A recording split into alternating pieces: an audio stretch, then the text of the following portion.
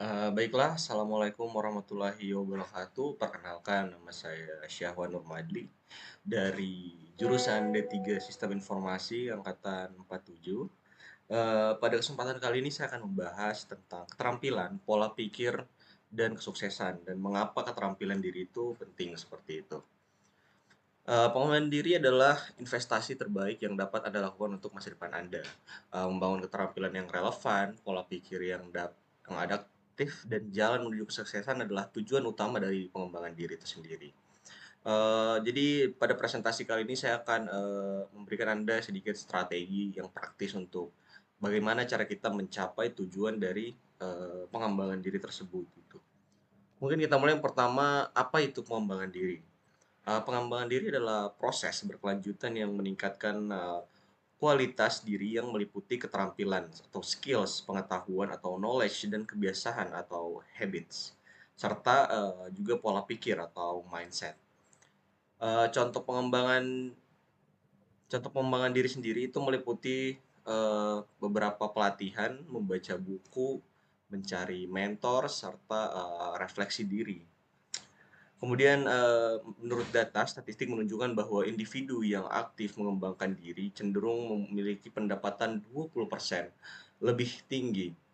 Ini menurut sumbernya Survei Karir Nasional tahun 2023 ya. Terus untuk pengembangan diri sendiri itu ada tiga. Eh, yang pertama ada meningkatkan kualitas diri, kemudian membangun keterampilan, pengetahuan, kebiasaan serta pola pikir dan menjadi lebih produktif gitu.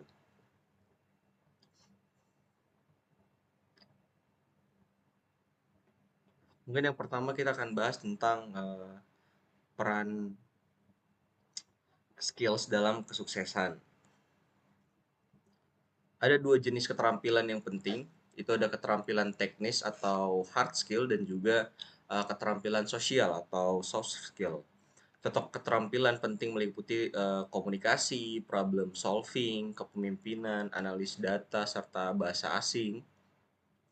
Dan juga ada studi kasus kesuksesan yang kita bisa lihat dari seperti Elon Musk karena kombinasi keterampilan teknis serta kepemimpinan visioner.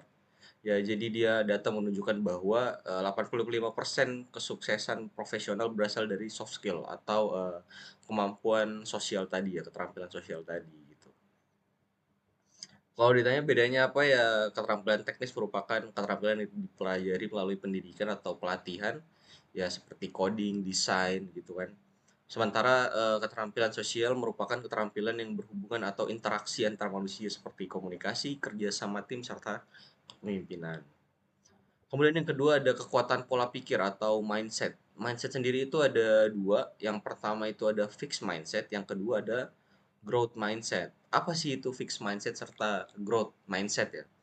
Jadi fixed mindset itu adalah mindset yang percaya bahwa kemampuan bawaan lahir itu tidak dapat diubah, ngestak. Sementara growth mindset merupakan tata cara berpikir di mana mereka percaya bahwa kemampuan dapat dikembangkan melalui usaha dan juga belajar. Untuk eh,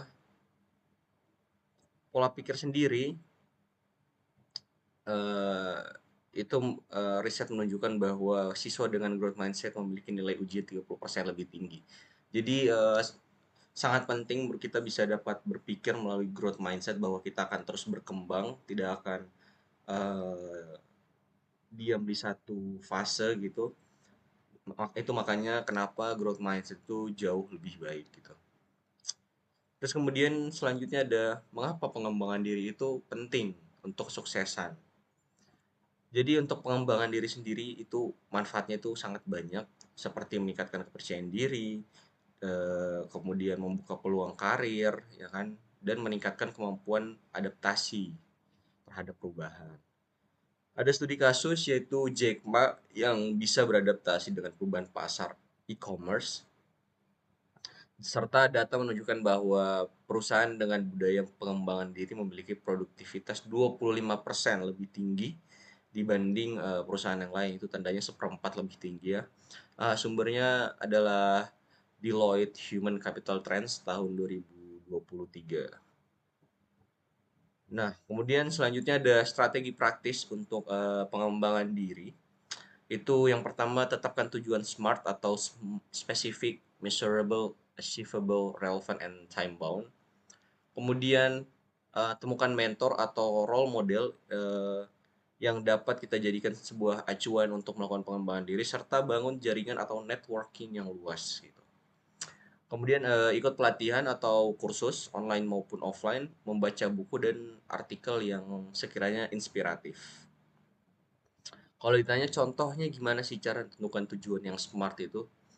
Ya contoh aja, kita dari tujuan yang kecil, misal ingin ningkatin nilai di kampus atau ningkatin sebuah nilai dari sebuah tes gitu.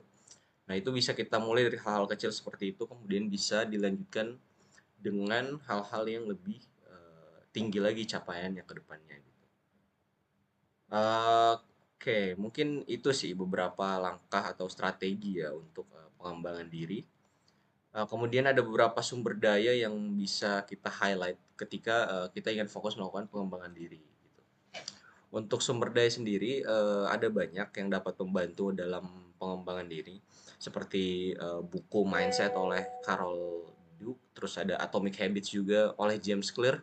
Ini saya juga udah baca buku Atomic Habits oleh James Clear, dan emang bukunya sangat bagus. Di dalamnya kita diajarkan bagaimana, bukan bagaimana kita langsung punya mindset yang bagus atau bagaimana kita langsung tiba-tiba disuguhkan sebuah apa ya, sebuah buku yang nyuruh kita buat A buat B, namun benar-benar kita dihadapkan dengan realitas bahwa eh, kebiasaan itu bisa dirubah. Kebiasaan itu bisa dirubah dari hal-hal yang sangat kecil sekalipun, dan dampaknya tidak akan terlihat seperti beruntun, dan dampaknya akan terlihat ketika kita tekun pengerjaan itu selama beberapa lama seperti itu. Terus kemudian kita juga bisa menggunakan platform online seperti Coursera, Udemy, LinkedIn. Terus ada komunitas juga, kita bisa dapat bergabung dengan komunitas profesional atau kelompok belajar. Ya kan, kemudian kita bisa mencari mentor dengan pengalaman yang lebih relevan dengan tujuan kita gitu. Kemudian ya ada aplikasi-aplikasi yang dapat kita gunakan untuk mengatur atau membantu kita dalam mencapai tujuan kita, entah itu aplikasi pengatur waktu dan sebagainya seperti itu. Nah, kemudian apa sih tantangan dalam melakukan pengembangan diri? Nggak mungkin nggak ada tantangannya. Untuk tantangan dalam pengembangan diri itu ada beberapa hal ya. Bisa aja salah satunya mungkin kurangnya waktu, kemudian kurangnya motivasi dan takut gagal.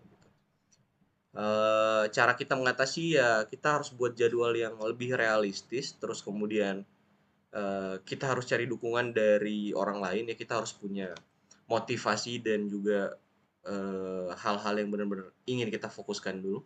Kemudian kita harus fokus pada proses bukan hasil. Jadi ya seperti yang saya bilang tadi, di buku itu pun kita diajarkan ya bahwa semua tidak berubah seperti tangga gitu, akan berubah sedikit-sedikit gitu.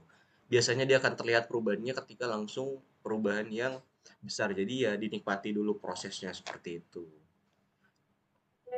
Dan jangan lupa untuk melakukan self reward. Self reward itu pentingnya dalam pengembangan diri agar kita tetap termotivasi untuk melakukan sesuatu hal dan tidak merasa jenuh gitu.